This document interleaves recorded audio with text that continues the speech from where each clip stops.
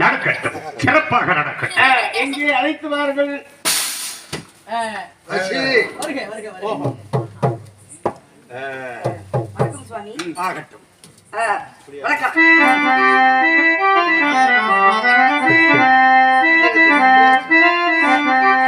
தலைவா தவ புதல்வா பருகவே உந்தன் தாமரை தாழ்வணிந்து வாழ்கவே.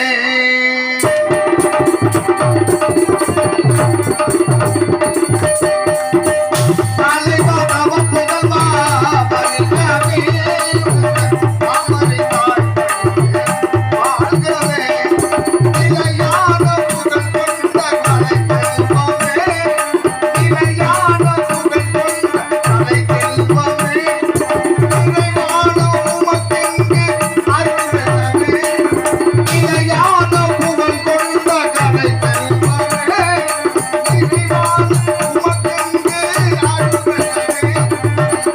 காலமான் வணங்காமுடி, காலமான் வணங்காமுடி,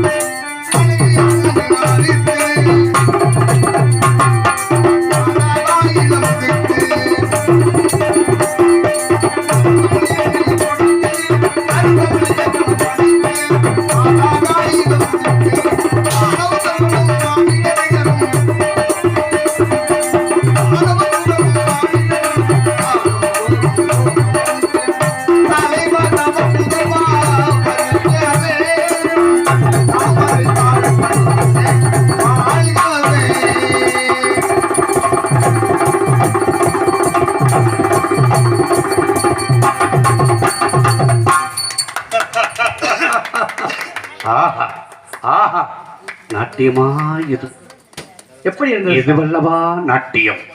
ஆஹா ஆஹா, நான் நாட்டியத்தை பார்க்கவே இல்லை. எமக்கு தெரியும், நீ அதிலே உள்ளே நுழைந்திருப்ப. உள்ளே மூழ்கி விட்டேன். அப்படி சொல்.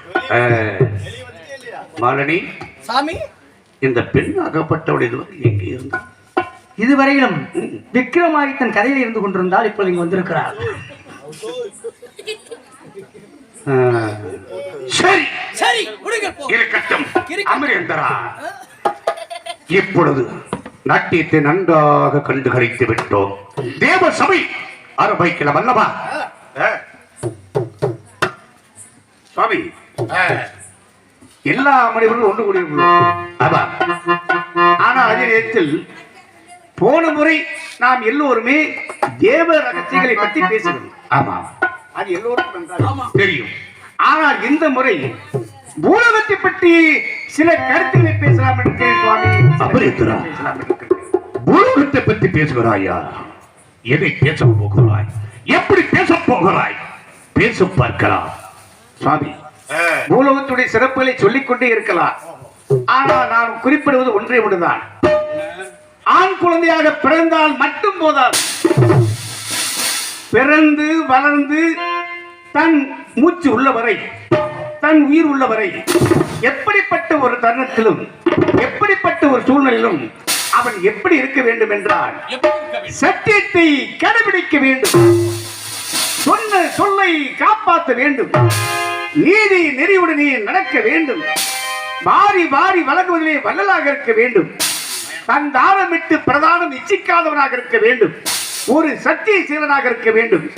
எப்படிப்பட்ட தருணத்தில் அவன் பொய்யே பேசக்கூடாது, பொய்யே பேசக்கூடாது. அப்படிப்பட்ட ஒரு மனிதன், அப்படிப்பட்ட ஒரு உத்தமன், அப்படிப்பட்ட ஒரு சத்திய சீலன் இந்த பூலோகத்தில் இருக்கிறானா? அங்கே இருக்கிறீங்களா?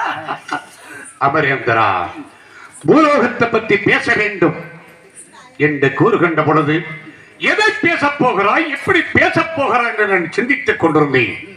பூலோகத்திலே ஒரு ஆண்மகனாக பிறந்தவன், ஒரு உத்தமனாக, ஒரு நீதிமானாக இந்த பூலோகத்திலே தன் தாரத்தை விட்டு பிறதார்மை செய்யாதவன், வாரி கொடுக்கக்கூடிய வள்ளல் இந்த பூலோகத்தில் இருப்பானா இருக்க மாட்டானா என்று கேள்வி வைத்திருக்கிறாய்.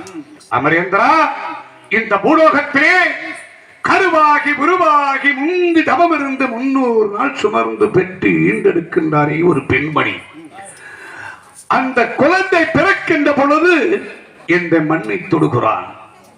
இந்த மன்னனுடைய பிணியாகப்பட்டது அந்த குழந்தையை கட்டிக்கொண்டிருக்கிறான். அப்பேற்பட்ட இடத்தில் இருக்கிறவன், தத்தாரத்தை விட்டு ஆரம்பிக்காதவன், வாரி கொடுக்கக்கூடிய வள்ளல் இந்த பூலோகத்தை நிச்சயமாக இருக்க முடியாது, இருக்க மாட்டான் என்று கூறுகிறேன். பொய் சொல்வதற்கு 1000 காரணங்கள் இருக்கலாம். அது ஏதாவது ஒரு சில காரணங்களை சொல்லுங்கள் பார்ப்போம். ஒரு மனிதராகப்பட்டவன் காலையிலே எழுகிறான், அஞ்சாமல் பொய்காரை கூறிக்கொண்டு எழுகிறான். கோழி கூவுகிறது என்று எழுகிறான். கோழி கூவுகிறதா?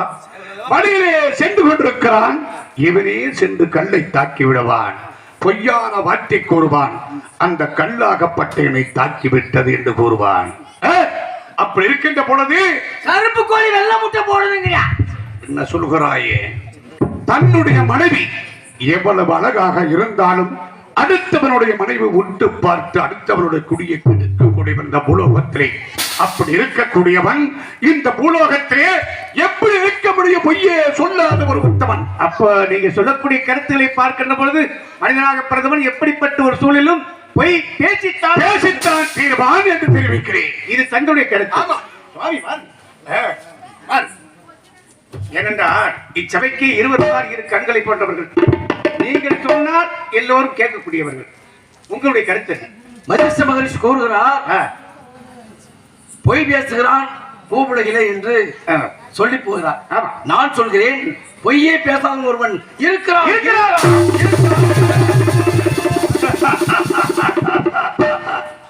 குருநாதர் வஜஸ்டரி, இந்த பூலோகத்திலே பொய்யே சொல்லாத ஒரு உத்தமன் இருக்கிறானா? இருக்கிறான். பொய் சொல்லாதவன் இருக்கிறான். எங்க இருக்கிறான்? எங்கே இருக்கிறான்? அயோத்தி நாட்டை ஆளக்கூடிய அரிச்சந்திர சக்கரவர்த்தி மெய்யன் மெய்யன்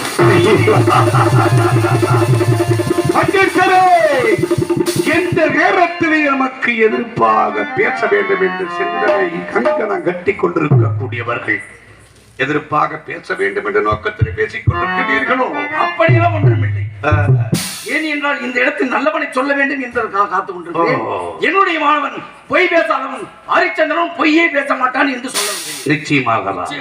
நீதியாகவா? நீதியாக, சத்தியமாக பொய் சொல்ல மாட்டானா? பொய் கூற மாட்டானா? அவன் ஒரு பொய்காரன். பொய் சொல்ல மாட்டான், பொய்காரன் என்று கூறுகிறேன். பொய் சொல்ல மாட்டான், மெய்யன் என்று கூறுகிறேன். பார்க்கலாமா? பார்த்து விடலாம். சபதம் ஏற்றுகிறாய்? தானத்தை விட்டு பிரதானம் இச்சிக்க மாட்டான். வருவோருக்கு வாரி வாரி கொடுக்கக்கூடிய வள்ளல் ஹரிச்சந்திரன் ஒருவன் இருக்கிறான். அவன் ஒரு பொய்காரன் என்று கூறுகிறேன். அவன் மெய்யன் என்று சொல்கிறேன். பார்க்கலாமா? சபதம் ஏற்றுக் கொள்வாங்க. பார்க்கலாம். அவன் பொய்காரன் என்று ஒப்படைப்பேன்.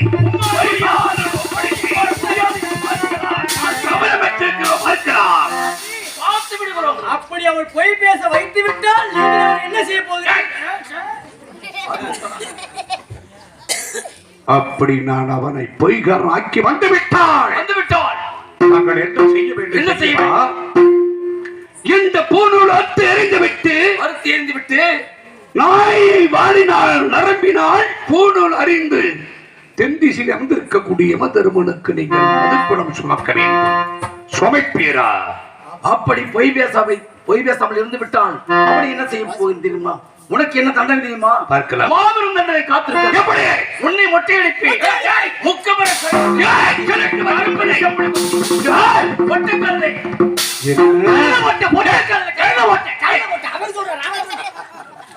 என்ன கதையில் உன்னை ஏற்றி உன்னை அனைவருக்குமே மதுக்குடம் சுமக்க செய்வேன். சம்மதமா?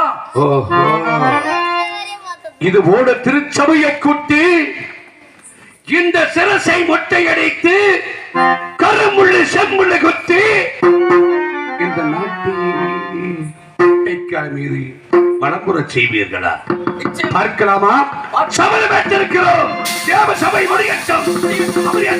தேவ சபை முடியட்டும். எந்த நேரத்திலையும் மூர்த்திகளை தவிர எந்த தேவர்களை வரவழைத்தாலும் எமக்கு அனுப்பித்தர வேண்டும். சாமி இப்ப என்ன செய்யலாம்? உங்களுடைய அனுமதி இருக்கட்டும்.